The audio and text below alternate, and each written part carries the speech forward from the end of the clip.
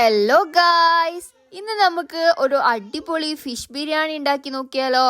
ആദ്യം തന്നെ ഒരു ഫ്രൈ പാൻ എടുത്തിട്ട് അതിലേക്ക് എണ്ണ ഒഴിച്ച് കറിവേപ്പിലയും കൂടി ഇട്ട് കൊടുത്ത് നമ്മൾ നേരത്തെ മാഗ്നേറ്റ് ചെയ്ത് വെച്ചിട്ടുള്ള ഫിഷ് ഇതിലേക്ക് ഇട്ടിട്ട് ഫ്രൈ ചെയ്തെടുക്കണം. ഞാനിപ്പോൾ അയക്കൂറ മീനാണ് യൂസ് ചെയ്തിട്ടുള്ളത്. അങ്ങനെ ഈ ഫിഷ് നന്നായിട്ട് ഫ്രൈ ആവണം കേട്ടോ. മീഡിയം ഫ്രൈ ഒന്നും ആയാൽ പോരാ, അല്ലെങ്കിൽ പൊടിഞ്ഞു പോകാനുള്ള ചാൻസ് ഉണ്ട്. നമ്മൾ ഫിഷൊക്കെ ഫ്രൈ ആക്കിയിട്ട് മാറ്റി വെച്ച ശേഷം ഇനി വേറൊരു പാത്രം എടുത്തിട്ട് നമുക്ക് അതിലേക്ക് വെളിച്ചെണ്ണ ഒഴിച്ചു കൊടുക്കുക.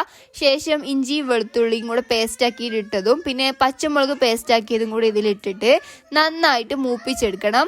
അങ്ങനെ അതൊക്കെ മൂത്ത് വരുമ്പോൾ നമ്മൾ നേരത്തെ കുക്കറിൽ ഉള്ളിയും തക്കാളിയും കൂടി ഇട്ടിട്ട് വേവിച്ചെടുത്തിട്ടുണ്ടായി. മഞ്ഞൾപ്പൊടി ഉപ്പും കൂടെ ചേർത്ത് കൊടുത്തിട്ട് ഇങ്ങനെ ചെയ്തിട്ടുണ്ടെങ്കിൽ നമ്മുടെ മസാല പെട്ടെന്ന് വാടി കിട്ടും.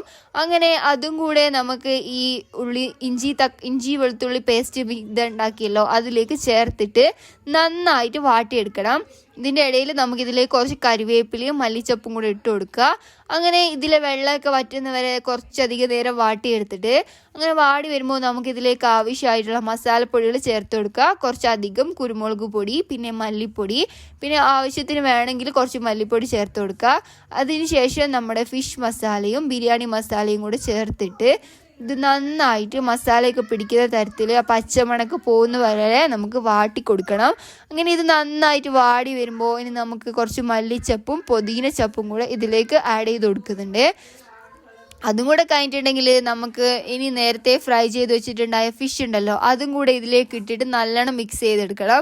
ഫിഷ് പൊടിഞ്ഞു പോവാണ്ടിരിക്കാൻ പ്രത്യേകം ശ്രദ്ധിക്കണം. ഓവറായിട്ട് ഇളക്കാണ്ട് മെല്ലെ മെല്ലെ ഇളക്കി കൊടുക്കണം. അങ്ങനെ നമ്മുടെ ഫിഷും മസാലയൊക്കെ കൂടെ നന്നായിട്ട് മിക്സ് ചെയ്തെടുത്തിട്ട് നമ്മുടെ മസാല ഇവിടെ റെഡി ആയി കിട്ടിയിട്ടുണ്ട്, ഫിഷ് മസാല. ഇനി നമുക്ക് അടുത്തതായിട്ട് ഇതിനൊക്കെ ആവശ്യമായിട്ടുള്ള ചോറ് വെക്കാം.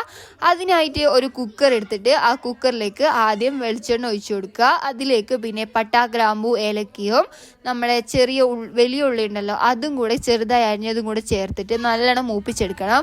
അത് മൂത്ത് വരുമ്പോൾ ഇനി നമുക്ക് നമ്മുടെ അരിക്ക് അളവിന് ആവശ്യമായിട്ടുള്ള വെള്ളവും കൂടെ ഇതിലേക്ക് ഒഴിച്ചു കൊടുക്കുക. ആ വെള്ളത്തിലേക്ക് പാകത്തിന് ഉപ്പും കൂടെ ഇട്ട് വെള്ളം തിളക്കാൻ വേണ്ടിയിട്ട് വിടുക.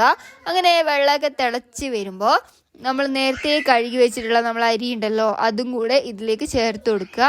പിന്നെ നിങ്ങളുടെ കുക്കറിൻ്റെ വിസിൽ എത്രയാണോ അതനുസരിച്ചിട്ടായിരിക്കണം കേട്ടോ ഇത് അരീൻ്റെ വേവ്.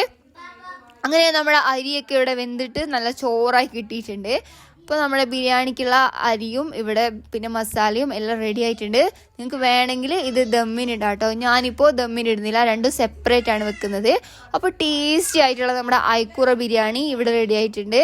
എല്ലാവരും ഈ റെസിപ്പി ട്രൈ ചെയ്ത് നോക്കുമല്ലോ. മാത്രമല്ല എൻ്റെ ഈ ചാനൽ സബ്സ്ക്രൈബ് ചെയ്യാനും എന്നെ സപ്പോർട്ട് ചെയ്യാനും മറന്നു പോകരുത്.